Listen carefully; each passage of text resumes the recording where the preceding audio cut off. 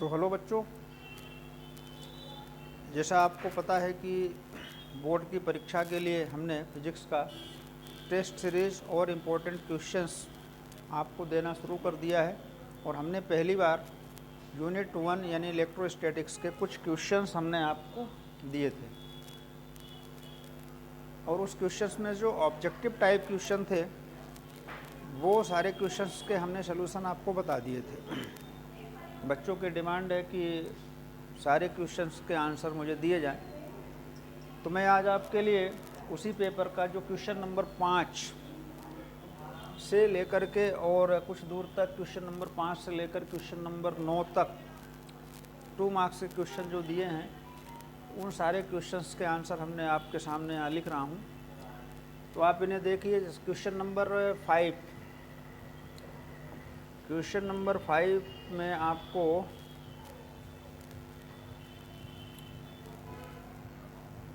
पूछा गया था limitations of Coulomb's law, Coulomb's inverse square law. अच्छा देखिए, इसका लिमिटेशंस थी, यहाँ क्वेश्चन था इसका कि right the limitation of Coulomb's inverse square law. तो जो कूलॉम्स इनवर्स स्क्वायर लॉ होता है वो दो चार्जेस के बीच फोर्स के लिए होता है, लेकिन उसमें कुछ कंडीशंस होती हैं, वो हमेशा वैलिड नहीं होता है। वो वैलिड होने के लिए कुछ कंडीशंस को फॉलो करनी पड़ती है। तो आप देखिए, इसमें जो पहली कंडीशंस है, पहली कंडीशंस ये है कि Coulomb's inverse square law applicable only for point and rest charge. Point charge और रेस्ट चार्ज। पॉइंट चार्ज का मतलब ये होता है कि सिंगल चार्ज, जब आप उसे सिंगल चार्ज बोलते हैं, एक चार्ज होता है, तो हम उसे पॉइंट चार्ज बोल सकते हैं। और चार्ज कैसा होना चाहिए? एट रेस्ट होना चाहिए। तो पहली कंडीशन यही है कि चार्ज रेस्ट में हो, और कैसा होना चाहिए? पॉइंट।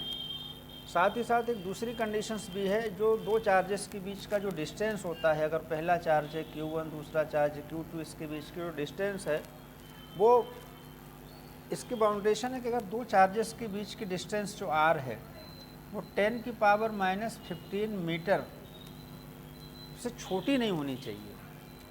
तो ये जो R की वैल्यू है 10⁻⁻15 मीटर से ज़्यादा रखना है, और आगे तक थोड़ा लॉन्ग डिस्टेंस तक वैलिड है, लेकिन इसकी मैक्सिमम लिमिट अपन 10⁻⁻15 मीटर के लिए दे सकते हैं।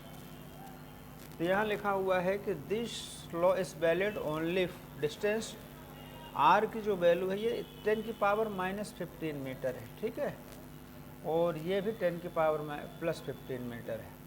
ये जो नीचे लिखा जाएगा वो उसको आप पावर में देखिए, -15 और ये +15। तो इस डिस्टेंस रेंज में ही आपका कूलॉम्स लॉ क्या होगा? वैलिड होगा, ठीक है। चलिए इसको ठीक से कर लीजिए। अब इसको ठीक से करने के बाद अगला जो क्वेश्चन दिया गया था वो क्वेश्चन था right basic property of charge. तो चार्ज की बहुत सारी प्रॉपर्टी होती हैं, कुछ प्रॉपर्टीज़ आपसे पूछा जा सकता है एग्जाम में, बेसिक प्रॉपर्टी। तो जैसे हमने यहाँ पर आपको एक सरल सी बेसिक प्रॉपर्टी दी है कि charge is scalar quantity.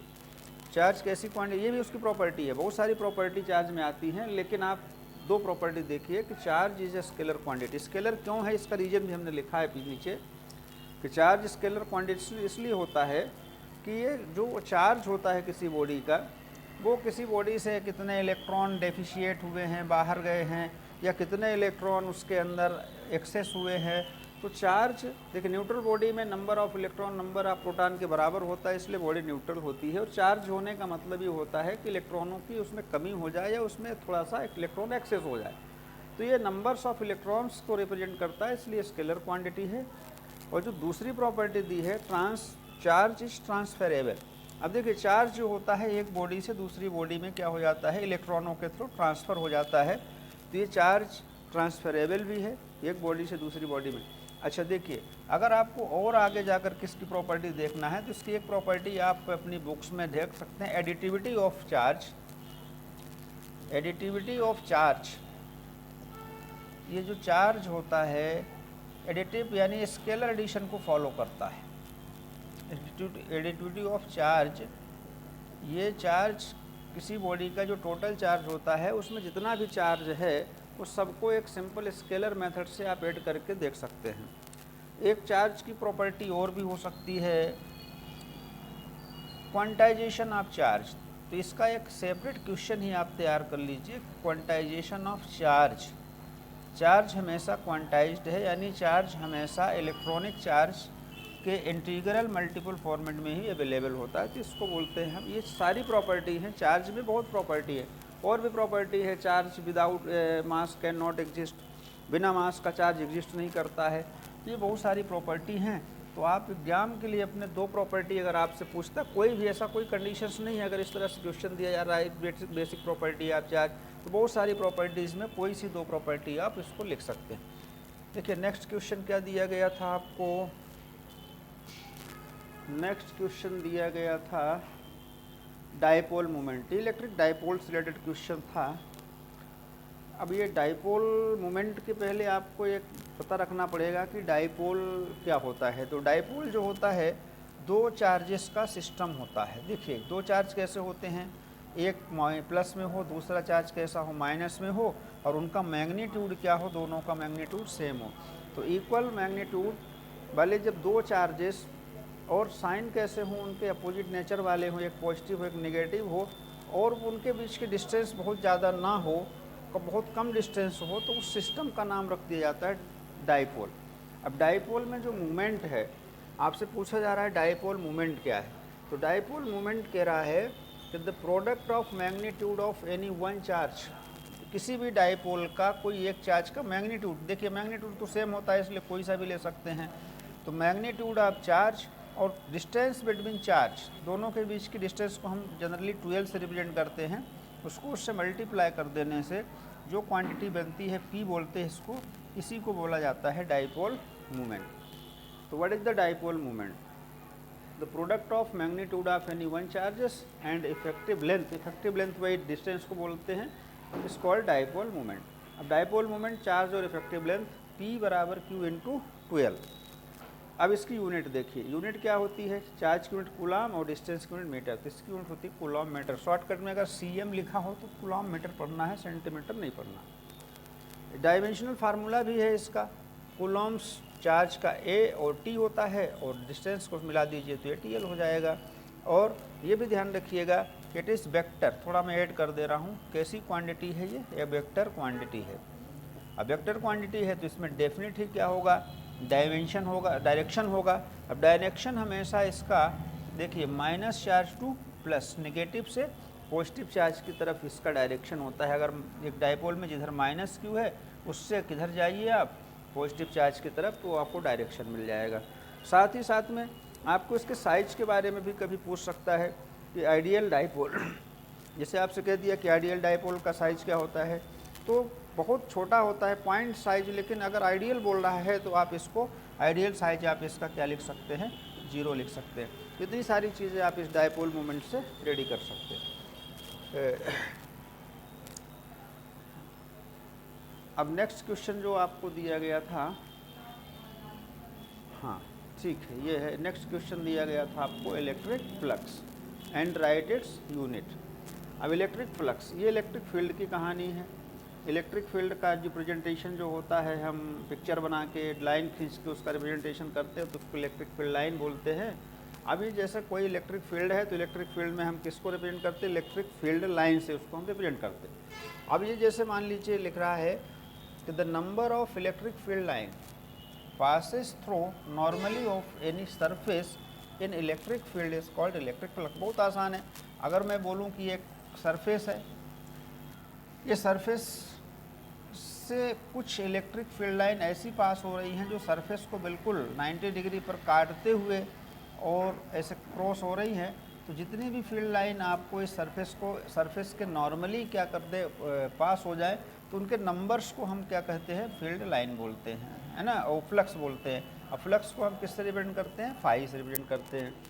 Electric flux represent करने के लिए देखिए फील्ड की इंटेंसिटी मतलब लाइनें कैसी हैं, पास पास हैं, दूर दूर है, तो उसकी डेंसिटी भी हम कह सकते हैं। इलेक्ट्रिक फील्ड लाइन उसकी डेंसिटी भी, फील्ड की डेंसिटी भी रिप्रेजेंट करता है। और जो सरफेस से पास हो रही हैं उस सरफेस की एरिया आप ले लीजिए, तो इंटेंसिटी इनटू एरिया ई इनटू ये हो गया 5E। अब ये छोटा क्वेश्चन है, इसके डिटेल्ड में जब आप इलेक्ट्रिक फ्लक्स पढ़ते हैं तो इसको थोड़ा सा बड़ा कर लेंगे। The number of electric field line passes through normally of any surface, electric field is called electric flux. अब इलेक्ट्रिक फ्लक्स कि यूनिट बतानी है, अगर आपको यहाँ पूछा गया है यूनिट लिखिए। अब जैसे यहाँ पर यूनिट लिखना है, अच्छा इसका एक फार्मूला और भी आप ध्यान से रखिएगा। जैसे मान लीजिए आपका ये सरफेस है और ये इसका नॉर्मल है, एरिया वेक्टर है। अब अगर फील्ड लाइन इस तरह से कुछ पास हो जाए थीटा एंगल से, तो इसके दो कंपोनेंट कर लीजिए। एक कंपोनेंट इधर ले लीजिएगा तो ई का एक कंपोनेंट हो जाएगा कोस थीटा, और एक पैरेलल वाला कंपोनेंट हो जाएगा ई साइन थीटा। बट पैरेलल वाली लाइन को हम यूज नहीं करते, तो ई के साथ ए ना ई का कोस थीटा फैक्टर ले लेंगे और ए ले लेंगे, तो इसका फाई ई हो जाएगा आपका ई ए कोस थीटा। अब फाई बराबर ई ए कोस थीटा को E vector dot A vector से भी आप रिप्रेजेंट कर सकते हैं। इसकी यूनिट होती है न्यूटन पर कूलम, इसकी इंटेंसिटी की हो गई, और एरिया का होता है मीटर स्क्वायर। जनरली इसकी यूनिट लिखी जाती है न्यूटन मीटर स्क्वायर पर कूलम। इसी से आप इसका डायमेंशन फार्मूला ही बना सकते हैं। फोर्स का MLT - 2 मीटर स्क्वायर कूलम का AT, इसको अगर हम सॉल्व कर लेंगे तो बन जाएगा ML3 T - 3, ए ऊपर जाएगा A - 1। तो this is a dimensional formula of electric flux. और इलेक्ट्रिक फ्लक्स को ध्यान रखिएगा, ये एक स्केलर क्वांटिटी है, इसमें डायरेक्शन की ज़रूरत नहीं होती। चलिए नेक्स्ट आपको क्वेश्चन दिया गया था। हाँ, कुछ लॉजिकल क्वेश्चन आपसे पूछे जाते हैं। अब वो लॉजिकल क्वेश्चंस जो हैं किस तरह से पूछे जाते हैं, देखिए जैसे पूछा गया है कि ordinary rubber are insulator, ordinary rubber are insulator. अच्छा ये कह रहा है the tyre of ordinary tyre made insulating rubber. Question थोड़ा सा प्रिंट में गड़बड़ हो गया है। ऑर्डिनरी रबर नहीं, ordinary tyre of rubber are insulator but tyre of aeroplane are made something conducting by. इसका मतलब ये होता है कि जो जनरल टायर बनाए जाते हैं वो इंसुलेटिंग रबर से बनते हैं, लेकिन जो एरोप्लेन के टायर बनाए जाते हैं वो थोड़ा सा कुछ कंडक्टिंग बनाए जाते हैं। उसका रीज़न ये होता है कि जब कोई भी एरोप्लेन टेक ऑन या टेक ऑफ करता है, तो when the aeroplane land and take off, the friction between tyres and the runway में causes the electrification of tyres due to conducting nature. देखिए अगर मैं कह रहा हूँ कि अगर कोई एरोप्लेन लैंड करता है या उसको टेक ऑफ कराना है, तो पहले रनवे पे उसे चलना पड़ता है। चलते समय उसके बॉडी पे चार्ज प्रोड्यूस हो सकता है, और चार्ज प्रोड्यूस होने के कारण अगर रबर हमारा पूरी तरह से इंसुलेटिंग होगा, टायर पूरी तरह से इंसुलेटिंग होगा, तो जो चार्ज उस बॉडी पे बना है एरोप्लेन की बॉडी में, उससे स्पार्किंग हो सकती है। अगर हम सम कंडक्टिंग टायर यूज करते हैं, रबर जो थोड़ी सी कंडक्टिंग होगी, तो जब ज़मीन के कांटेक्ट में आएगी तो जो बॉडी में चार्ज बनेगा, वो चार्ज जो है उस कंडक्टिंग टायर के थ्रू अर्थेड हो जाएगा, अर्थ से कनेक्ट हो जाएगा और वो न्यूट्रल हो जाएगा, जिससे स्पार्किंग को अवॉइड किया जा सकता है, यानी स्पार्किंग नहीं होगी। इसलिए इस क्वेश्चन को इस तरह से पढ़िए। अच्छा, इसी का जो क्वेश्चन है, हाँ ये बढ़िया क्वेश्चन है, पूछा जाने वाला क्वेश्चन है। Two electric field line never intersect by. तो आप जब इलेक्ट्रिक फील्ड लाइन की प्रॉपर्टी पढ़ते हैं तो उसमें एक प्रॉपर्टी आती है कि electric field line never intersect, ये कभी एक दूसरे को इंटरसेक्ट नहीं करेंगे। उसका रीज़न भी होता है कि जब अगर मान लीजिए हम बोलते हैं कि दो इलेक्ट्रिक फील्ड लाइन इंटरसेक्ट नहीं करेंगी, क्यों नहीं करेंगी, तो उसका रीज़न ये होता है कि अगर मान लो दो इलेक्ट्रिक फील्ड लाइन ऐसे क्रॉस कर रही, ठीक है, अब आपसे पूछा जाता है, इसकी प्रॉपर्टी होती है कि इलेक्ट्रिक फील्ड लाइन के किसी भी पॉइंट पर आप क्या ड्रॉ करेंगे, एक टेंजेंट ड्रॉ करेंगे, तो उसका डायरेक्शन वहाँ पर बताएगा। अब मुझे इस पॉइंट इंटरसेक्शन पॉइंट पर आते हैं और हम यहाँ पर डायरेक्शन पता करते हैं, तो हमको टेंजेंट ड्रॉ करना है, तो इधर टेंजेंट ड्रॉ होगा, इधर टेंजेंट ड्रॉ होगा, इधर भी इलेक्ट्रिक फील्ड मिलेगा, इधर भी इलेक्ट्रिक फील्ड मिलेगा। अब एक ही जगह पर दो इलेक्ट्रिक फील्ड पॉसिबल तो नहीं हो सकता। अगर फील्ड लाइन कट रही हैं तो डेफिनेट ही एक जगह पर दो डायरेक्शन आपको दिखाई देंगे, ऐसा पॉसिबल हो नहीं सकता। तो जब ऐसा पॉसिबल नहीं हो सकता तो आप कह सकते हैं कि दो field line never intersect to each other.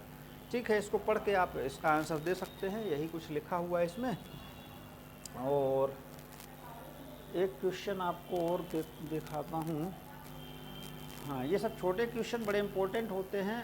ये आंसर मैंने इसलिए लिख रखा है कि अगर मैं समझा देता हूँ आपको, आप समझ तो जाएंगे, पर आप इन वर्ड लिखने में थोड़ी प्रॉब्लम हो सकती है, इसलिए मैंने इसका आंसर भी लिख दिया है यहाँ पर कि आप अगर इतना क्वेश्चन पूछा जा रहा है तो आप इतना ही आंसर लिखें। आपसे पूछा गया है कि surface of any conductor is always equipotential not acute. हाँ, ये थोड़ा सा गड़बड़ है, आप क्वेश्चन पेपर में देख लीजिए। क्वेश्चन पेपर में आप देख लीजिए, सही है, क्वेश्चन लिखा हुआ मिल जाए इक्विपोटेंशियल, है ना, इक्विपोटेंशियल। हाँ, तो ये कह रहा है कि the surface of any conductor is always equipotential. अब ये तो आपको पता ही होना चाहिए कि किसी भी कंडक्टर का जो सरफेस होता है वो हमेशा इक्विपोटेंशियल होता है, पर वो पूछ लिया क्यों। अब वाई का क्वेश्चन देना है, तो देखिए surface of a conductor is an equipotential surface as देखिए electric field inside the conductor is zero. आप किसी कंडक्टर की बात करें, चाहे सॉलिड हो या होलो हो, जब वो आप चार्ज देते हैं तो सारा चार्ज कहाँ फैलता है, उसके सरफेस पर फैलता है। Inside intensity of electric field हमेशा क्या होती है, जीरो होती है। अब इसकी डेफिनेशन के अकॉर्डिंग अगर मुझे इसके अंदर या सरफेस पर जो चार्ज फैलता है वो यूनिफॉर्मली फैल जाता है, अंदर इंटेंसिटी होती जीरो। अब अंदर की बात अभी नहीं करना, आपसे पूछा गया है सरफेस इक्विपोटेंशियल होता है। अब चार्ज जब यूनिफॉर्मली डिस्ट्रीब्यूट होगा तो पोटेंशियल सभी जगह सेम होगा। अब हम ये बात कर रहे हैं कि अगर मुझे किसी चार्ज पार्टिकल को यहाँ से ए पॉइंट से इस पॉइंट बी तक ले जाना हो तो वर्क डन नहीं होगा, वर्क डन क्या होगा, जीरो होगा। जब वर्क डन जीरो होगा पोटेंशियल डिफरेंस भी जीरो होगा। पोटेंशियल डिफरेंस जीरो होने का मतलब ये होता है कि दोनों जगह का पोटेंशियल क्या है, सेम है। अगर इक्विपोटेंशियल नहीं है, चार्ज दिया गया, कहीं पोटेंशियल ज़्यादा है और कहीं पोटेंशियल कम है, तो चार्ज फ्लो करके उस जगह की तरफ जाएगा और पोटेंशियल क्या कर लेगा, सेम कर लेगा। तो इसको आप आंसर पढ़िए, इस क्वेश्चन का आंसर भी आपको आसानी से बन जाएगा। आपसे यही उसी क्वेश्चन का थोड़ा सा चेंज मॉडल है, the potential at any point inside the hollow conductor. अब ये होलो कंडक्टर के अंदर की बात करने लगा। अब जैसे हम आपसे कह रहे थे अभी कि किसी भी होलो स्फीयर की बात कर लो, होलो स्फीयर को आप चार्ज दोगे, चार्ज सरफेस पे फैल जाएगा, अंदर चार्ज जाएगा ही नहीं।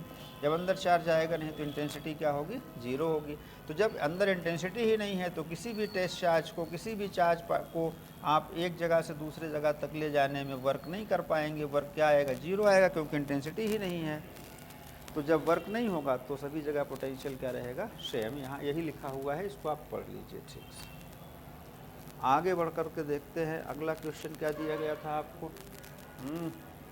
अच्छा, क्वेश्चन था prove that the radius of spherical conductor of capacitance 1 microfarad भी 9 किलोमीटर। क्वेश्चन कह रहा है कि एक स्फेरिकल कंडक्टर है जिसकी कैपेसिटी कितनी है, 1 माइक्रोफैरड है। तो अगर किसी कंडक्टर की कैपेसिटी 1 माइक्रोफैरड है तो उसका रेडियस कितना होगा, तो उसमें रेडियस का आंसर भी दिया है 9 किलोमीटर। इसको आपको प्रूफ करके बताना है। अब प्रूफ करने के लिए आपको क्या करना है कि देखिए स्फेरिकल कंडक्टर की कैपेसिटी का फार्मूला आपको याद करना है। पहले देखिए स्फेरिकल कंडक्टर का रेडियस कितना है, r, चार्ज कितना गिवन है इसको, q। अब इसकी कैपेसिटी जब आप निकालेंगे तो इसकी कैपेसिटी का फार्मूला होता है 4 पाई एप्सिलॉन नॉट r। ये है formula for spherical capacity of spherical conductor. अब 4 पाई एप्सिलॉन नॉट 1 बाय जब होता है तो इसकी वैल्यू होती है 9 × 10⁹। अब इसकी वैल्यू 9 × 10⁹ है। अगर ये 1 बाय की जगह पर सिर्फ 4 पाई एप्सिलॉन नॉट लिखा है तो आप इसको लिख सकते हैं 9 × 10⁹ और ये रेडियस है। अब रेडियस ये कांस्टेंट वैल्यू है, तो रेडियस और कैपेसिटेंस ऑफ स्फेरिकल कैपेसिटर का जो रिलेशन होता है वो डायरेक्टली प्रोपोर्शनल होता है। जितना ज़्यादा रेडियस उतनी ज़्यादा कैपेसिटी। चलिए इस क्वेश्चन को सॉल्व करके देखते हैं। फार्मूला ये होगा C = 4 pi epsilon not r। अब कह रहा है किसी कंडक्टर की कैपेसिटी कितनी है, 1 माइक्रोफैरड। तो C है 1 माइक्रोफैरड। इसकी वैल्यू होती है 1/9 इंटू 10⁹ और रेडियस आर की वैल्यू आपको बताना ही है। ये माइक्रो फैरेड में है तो इसकी जगह लिख लीजिए 10⁻⁻6 फैरेड, और ये इधर आ जाएगा 9 into 10⁻⁹ equals to R. R की वैल्यू देखिए 9 इंटू 10⁻⁻6 आ जाएगा। ये किस में आ जाएगा आपको? मीटर में। 9000 मीटर, किलोमीटर में कन्वर्ट कर लीजिए तो 9 किलोमीटर आ जाएगा। तो आप इस तरह से बता सकते हैं कि अगर किसी कंडक्टर की कैपेसिटी 1 माइक्रोफैरड है तो उसका रेडियस 9 किलोमीटर है। ऐसा पूछा गया है, आपसे सिर्फ ये भी कह सकता है कि 1 माइक्रोफैरड कैपेसिटेंस का कंडक्टर है, उसका रेडियस कितना होगा, इस तरह से आप निकाल सकते हैं। तो ये भी बहुत सरल सा ही क्वेश्चन है, बस फार्मूले याद रखना है। नेक्स्ट क्वेश्चन है आपका, नेक्स्ट क्वेश्चन है 3 capacitor of 4 microfarad each, how they will be connected so that resultant will be 6 microfarad. अब कैपेसिटर का कॉम्बिनेशन, सीरीज कॉम्बिनेशन का फार्मूला होता है 1/C equivalent 1/C1 plus 1/C2 plus 1/C3। Parallel combination का formula होता है C1 plus C2 plus C3, जितने भी लगे उस तरह से जोड़ दीजिए। अब उनका कहना है कि 3 हैं, तीनों कैसे हैं? Microfarad, 4 microfarad. किस तरह से कनेक्ट करें तो उसका रिजल्टेंट क्या हो? 6 हो। अब देखिए 4 अगर सारे के सारे सीरीज में कनेक्ट कर दोगे तो 1/4 1/4 1/4 3/4 4/3 आ जाएगा। 4/3 मतलब बहुत कम हो गया, 1 के आसपास आ रहा है। अपन को चाहिए कितना? 6। सारे अगर सीरीज में कनेक्ट कर दोगे तो 4 4 8 12 हो जाएगा। तो अगर हमको देख रहे हैं कि बहुत कम भी नहीं है और बहुत ज़्यादा भी नहीं है, तो डेफिनेट ही ये 2 कॉम्बिनेशन लगे होंगे। देखिए ये एक 4 माइक्रोफैरड, अब यहाँ से आप 2 लगा लीजिए, ये आपके, अब देखिए ये पूरा, ये भी 4 माइक्रोफैरड, ये भी 4 माइक्रोफैरड, बहुत सारे कॉम्बिनेशन पॉसिबल है। यहाँ एक सीधे लगा सकते हैं, 2 यहाँ लगा सकते हैं, बहुत सारे पॉसिबल होते हैं। 3 कैपेसिटर जोड़ने के बहुत सारे पॉसिबिलिटीज़ हैं, लेकिन जो आंसर कह रहा है कुछ इस तरह सॉल्व करके देख लेते हैं। तो पहले तो आप इसको छोड़ दीजिए, इन दोनों का, इसको C1 C2 एंड C3 मान लेते हैं। C2 और C3 क्या मान लेते हैं? पैरेलल। तो पैरेलल में क्या आएगा देखिए ध्यान से, 4 + 4 पैरेलल में हो जाएगा 8। तो आप यहाँ अगर यहाँ 4 है और यहाँ 8 है, अब इनका सीरीज देख लेते हैं। नहीं बनेगा तो दूसरे तरीके से कंबाइन कर लेंगे। अब इनका सीरीज देख लेते हैं तो 2 का series combination C equivalent direct निकाल सकते हैं। ऊपर इंटू करना है, नीचे प्लस करना है, तो 4 × 8/4 + 8 नहीं बनेगा। 32/12 नहीं बनेगा। अब आप इसको देखिए, इस कॉम्बिनेशन में पॉसिबल नहीं हुआ।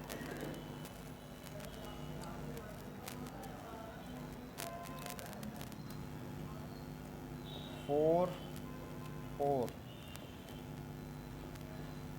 यहाँ देखते हैं, 4 माइक्रोफैरड 4 माइक्रोफैरड, ये भी 4 माइक्रोफैरड। अब देखिए 4 का सीरीज, 4 का सीरीज C इक्विवेलेंट 4 का कितना हो जाएगा? 4 × 4/4 + 4 16 8 2 माइक्रोफैरड। देखिए इन दोनों का हो गया 2, ये हो गया 2 माइक्रोफैरड। इसके साथ 4 किस में लगा है? पैरेलल में लगा है।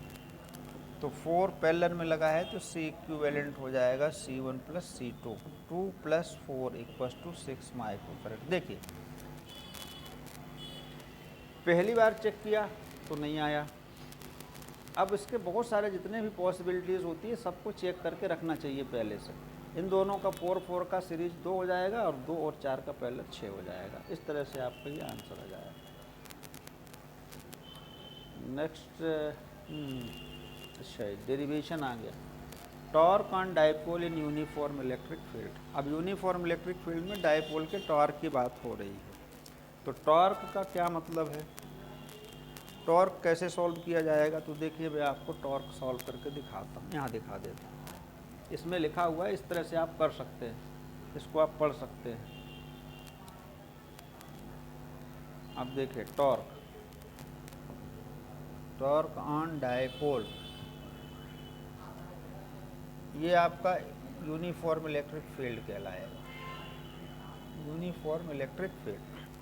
अब इसमें किसी डायपोल को आप क्या करेंगे, अगर हैंग करेंगे या सस्पेंड करेंगे तो ये डायपोल कुछ इस तरह से, यहाँ पर मान लीजिए -q charge +q charge. Dipole में दो चार्ज होते हैं अपोजिट वाले। अब इलेक्ट्रिक फील्ड क्या E है, जब q charge electric field E में होता है तो उसमें फोर्स लगता है QE, और पॉजिटिव चार्ज में जो फोर्स लगता है वो फील्ड के डायरेक्शन पे लगता है, नेगेटिव चार्ज पर जो फोर्स लगता है वो फील्ड के अपोजिट लगता है। क्योंकि फील्ड और चार्ज सेम है इसलिए फोर्स भी क्या होगा, सेम होगा। अब ये दोनों चार्ज मिल करके इसको क्या करेंगे, रोटेट करने के लिए इसमें टर्निंग इफेक्ट प्रोड्यूस करेंगे। उस टोटल जो इफेक्ट है, फोर्स है दोनों का, उसको हम बोले टॉर्क। टॉर्क निकालने के लिए हमेशा एक फोर्स यूज करिए और इस दोनों चार्ज फोर्स के बीच का जो परपेंडिकुलर डिस्टेंस है उसको यूज करिए।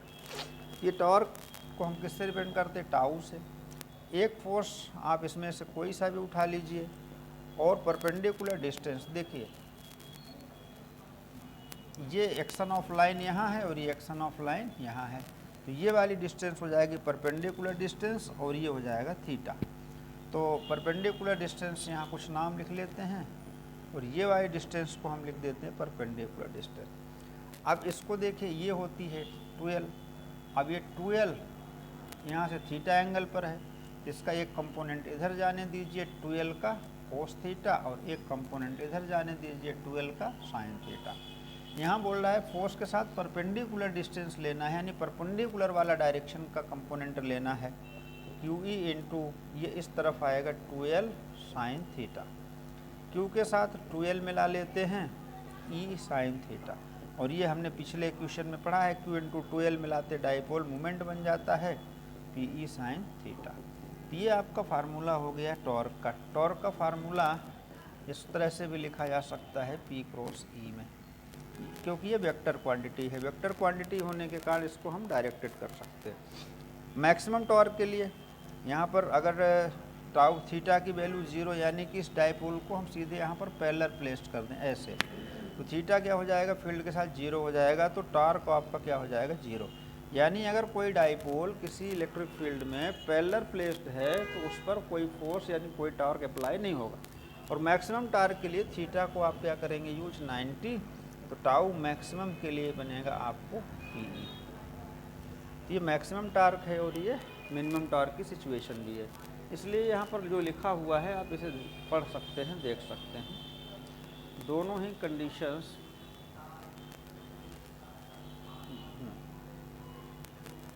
ये यहाँ पर लिखा हुआ है, थोड़ा डायग्राम भी बना हुआ है, और मैक्सिमम और मिनिमम टॉर्क की कंडीशंस भी लिखी, इसको भी आप रेडी कर सकते हैं। ये अगला क्वेश्चन है उसी का, what is electric field line, right it's property. अब इलेक्ट्रिक फील्ड लाइन, हम जब इलेक्ट्रिक फील्ड पढ़ते हैं, इलेक्ट्रिक फील्ड की इंटेंसिटी पढ़ते हैं, तो इलेक्ट्रिक फील्ड को पिक्चोरियल रिप्रेजेंट करके, पिक्चर बना करके हम उसे रिप्रेजेंट करते हैं। तो उसमें हम क्या देखते हैं कि जब किसी इलेक्ट्रिक फील्ड में कोई भी टेस्ट चार्ज या चार्ज पार्टिकल, हम उसमें क्या करते हैं, यूनिट टेस्ट चार्ज यानी चार्ज, अगर मान लो यहाँ कोई चार्ज रखा है और इसके आसपास इलेक्ट्रिक फील्ड है और यहाँ हम टेस्ट चार्ज प्लेस करते हैं पॉजिटिव चार्ज, तो ये इस पर लगाएगा फोर्स, जिस कारण से ये क्या होगा, फोर्स लगने से ये दूर की तरफ भगेगा।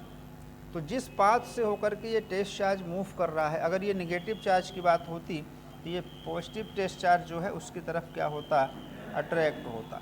तो अट्रैक्ट या रिपल्शन दोनों ही सिचुएशन में वो किसी ना किसी पाथ को पकड़ करके क्या करेगा, ट्रेवल करेगा। तो जिस पाथ से वो ट्रेवल कर सकता है उस पाथ को हम इलेक्ट्रिक फील्ड लाइन इमेजिन कर लेते हैं। अच्छा, ये इमेजनरी है, आपको इसको प्रैक्टिकल नहीं करना है और प्रैक्टिकल किया भी नहीं जाता इलेक्ट्रिक फील्ड लाइन का। इलेक्ट्रिक फील्ड लाइन की यहाँ पर तो अच्छा डेफिनेशन नहीं लिखी हुई है, अच्छा सिर्फ प्रॉपर्टी लिखी हुई है, तो मैं आपको डेफिनेशन यहाँ लिख देता हूँ, आप उसे पढ़ लीजिएगा। इलेक्ट्रिक फील्ड लाइन की डेफिनेशन यहाँ पर, इलेक्ट्रिक फील्ड लाइन यहाँ लिख देता हूँ मैं, the imaginary curve draw in electric field in which free positive test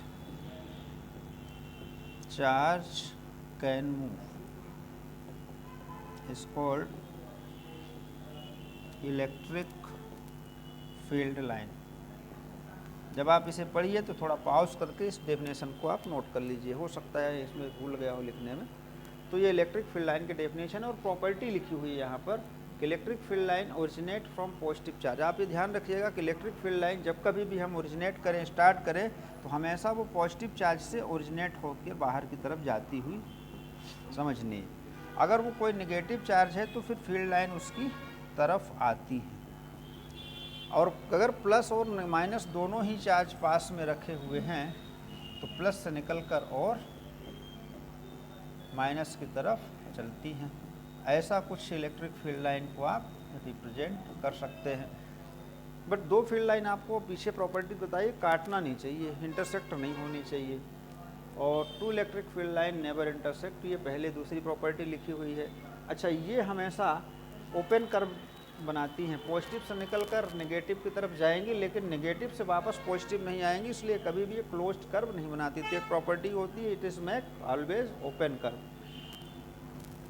और भी बहुत प्रॉपर्टी है। Denser field line represent strong electric field, rarer electric field line represent weak electric field, ऐसे बहुत सारी प्रॉपर्टी हैं। दो प्रॉपर्टी आप इसकी पढ़ लीजिए। अच्छा, एक क्वेश्चन और है यहाँ पर। अब आ गया तुम्हारा ये गॉस लॉ। ये बड़ा क्वेश्चन है, बड़े क्वेश्चन को इस प्रूफ करने के लिए एग्जाम में आएगा, और मैं ये कह रहा हूँ कि इस क्वेश्चन को आप बहुत अच्छे से तैयार करें। ये क्वेश्चन आपको प्रूफ करने के लिए आ सकता है, और लगभग बहुत सारी पॉसिबिलिटी है कि आ सकता है। अब right Gauss law and prove it. तो चलिए मैं इसको आपके सामने प्रूफ करके दिखा देता हूँ। प्रूफ करने के लिए मैं एक बहुत छोटी सी ज्योमेट्री आपको बना के बताता हूँ, स्फेरिकल ज्योमेट्री। देखिए, मान लीजिए आपके पास क्या है, यहाँ पर एक चार्ज, ठीक है, और ये आपका एक स्फेरिकल क्लोज सरफेस है।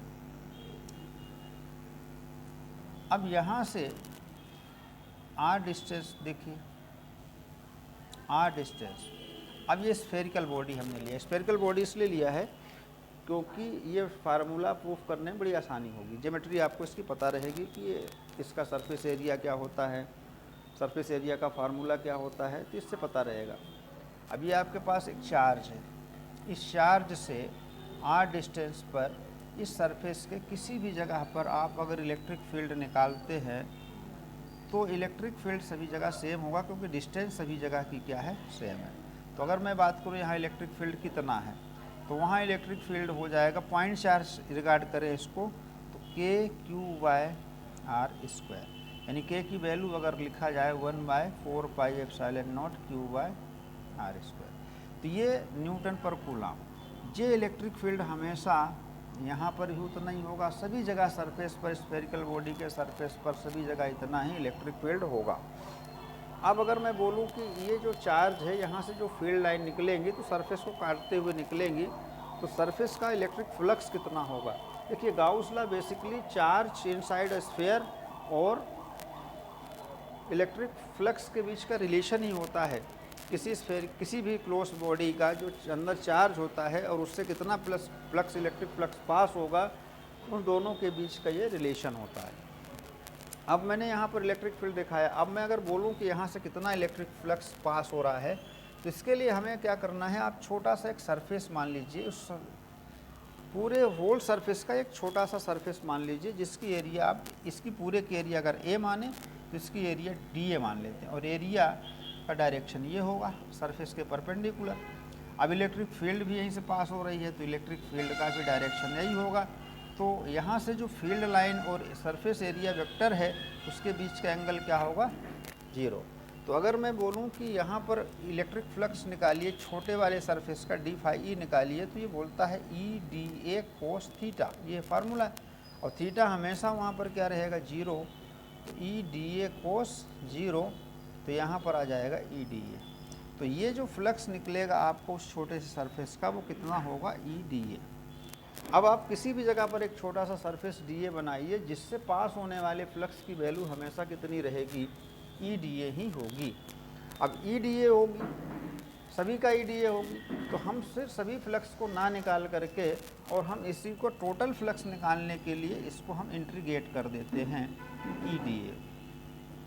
अब ई डी ए को इंटीग्रेट करेंगे, क्लोज सरफेस का इंटीग्रेशन करेंगे, तो इंटीग्रेशन के लिए यहाँ से वैल्यू ले लेते हैं। ई की वैल्यू कितनी है हमारे पास, 1/4 पाई एप्सिलॉन नॉट Q/r² और डी ए। अब इसमें से जो ई है, ई तो कांस्टेंट है, अगर हम चाहें तो यहाँ ना लिख करके ई सभी जगह कांस्टेंट है तो इसको बाहर लिख सकते हैं, इंटीग्रेशन ऑफ डी ए लिख सकते हैं, और पूरे डी ए का इंटीग्रेशन करने पर पूरे सरफेस की एरिया मिल जाती है, तो ई ए हो जाता है। अब यहाँ पर फाई ई जो है, ई की value 1/4 pi epsilon not Q/r², और ए एरिया है, एरिया सरफेस स्फेरिकल सरफेस की होल सरफेस एरिया है 4 पाई r²। अब r² यहाँ कैंसिल, 4 पाई यहाँ स्क्वायर, फाई ई बराबर Q/एप्सिलॉन नॉट। अब इसी को हम क्या बोलते हैं, गाउस लॉ बोलते हैं या गाउस थ्योरम बोलते हैं। अब इसका स्टेटमेंट क्या होता है कि the net electric flux passes through any close surface is 1/एप्सिलॉन not times of total charge inside of surface. इस तरह से हम इसको स्टेटमेंट करते हैं। अब अकॉर्डिंग टू गाउस लॉ, देखिए यहाँ लिखा भी है electric field line passes through. अब इलेक्ट्रिक फील्ड लाइन का मतलब है फ्लक्स, तो electric field line passes through any closed surface is 1/, अब इसको हम 1/एप्सिलॉन not times of total charge present inside the close surface. अब इसको आप मैंने इसका मेथड समझा दिया, अब आप इसको आराम से कर सकते हैं। तो कितने क्वेश्चन हो गए आपके,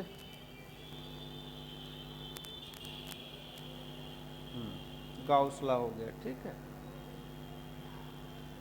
अब अगर आप इतने क्वेश्चन करते हैं, अगर बड़े क्वेश्चन हैं तो सिर्फ मैं उतने ही क्वेश्चन का सलूशन आपको प्रोवाइड कराता हूं जितना आप एक बार में बैठ के कंप्लीट कर सकते हैं। अगर अब मैं सोचूं कि बहुत सारा एक साथ में दे दिया जाए फिर आपको परेशानी हो सकती है, तो मैं ये देख लेता हूँ।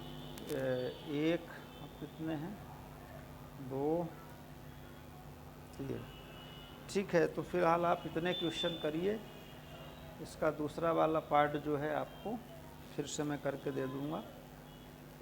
आप गाउस लॉ तक आसानी से आप इसे कर सकते हैं, ठीक है। तो जितने भी क्वेश्चन हम आपको दे रहे हैं, इस क्वेश्चंस को हमको कब तक करते रहना है, जब तक आपका एग्ज़ाम कंप्लीट नहीं हो जाए। चैप्टर यूनिट वाइज सारे क्वेश्चंस आपको मैं सॉल्व करके उपलब्ध कराता रहूँगा, और अगर आपको समझ में आता है तो इसको और भी बच्चों को आप शेयर कर सकते हैं, और बच्चों को शेयर करने से उनको भी हो सकता है बहुत सारे बच्चे नहीं पता हो।